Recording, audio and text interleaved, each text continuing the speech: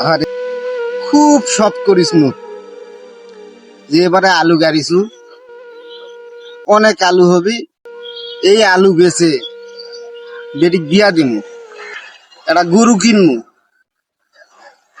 আসার মুখত গুটের ডাল সার কিনুছু, কত টাকা দাম সারের, আর আলু 300 টাকা মন।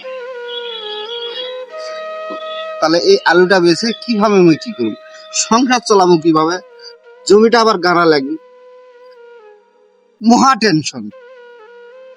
কৃষকের দিক দেখার কেউ নাই। আল্লাহ সহায় হোস খোদায়, অল্পে না কৃষকের দিক দেখিস খোদায়। 2005 সালত যে এরকম আলুর চামচি গায়ে মুতিছে, ঠিক এবারে মনে হয় এরকমই হবে।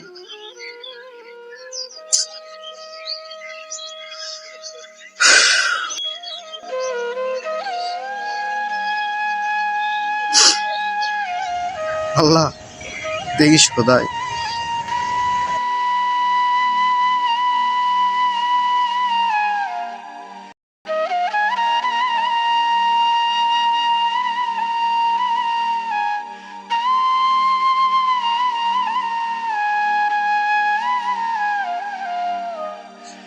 আসসালামু আলাইকুম বিয়াই।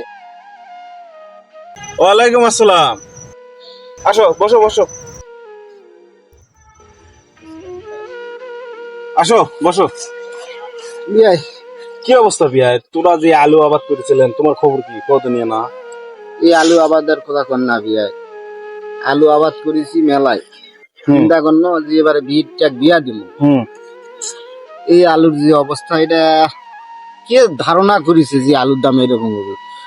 74 টাকা কেজি আলু, হুম সেই আলু মনে করেন 13 টাকা কেজি কেউ নেছে না। শোনেন, বিষয়টা হলো কি জানেন? আলু কিভাবে আবাদ করবা লাগে? মুই হলো আলু আবাদ করছি 2 বিঘা, ঠিক আছে? আর সার পাউস, আলুর বীজ, লেবার টেবার যত যা সব খাটাইছি, মনে করেন যে 50 বিঘার কথা কয়। বুঝতে পারছেন তো? তোরাই ভালো কাজ করেছেন, তোরা না চালাক লোক, তো ওই জন্য ভালো কাজটাই করেছে। মুই মাংস ঠকে এই বাগানত এসে বসে আছি। কে জানে এলা হবে? 2005 সালের মতো হলো। 2005 সালে আলু কেউ নেসলো না। আমার বাড়িতে যে তালার উপর তুলেছিস না, সামসি গায়ে তো মুতবেই হয় ইন্দুরে এবারে আলু খাস। হয়, খাবেই না তো। ইন্দুরও খাবে না, গরুও খাবে না। তো দেখেন কি অবস্থাটা হয় আলুর। মোর মতন যদি মানুষ ঠকে বাগানত এসে বসে থাকা পারলেন না, তাহলে শান্তি থাকলো না। বুঝতে ঠিক পারছেন? আছে, ঠিক আছে। হয়। আলু আলু এমন অবস্থা হবে এবার, সামসি গায়ে উঠবে না। বুঝতে পারছেন তো? মুখ বুঝি এবারে ঠিক বিয়া দেয়া লাগবে জমিটা বেচে, তাছাড়া হচ্ছে না বিয়া। হোক, জমি যখন বেচবেন তাহলে আমার সঙ্গে যোগাযোগ করেন। আমি জমি বেচবো। তো ঠিক আছে, যাও যোগাযোগ করেন কিন্তু। আচ্ছা ঠিক আছে। আচ্ছা। সালাম আলাইকুম।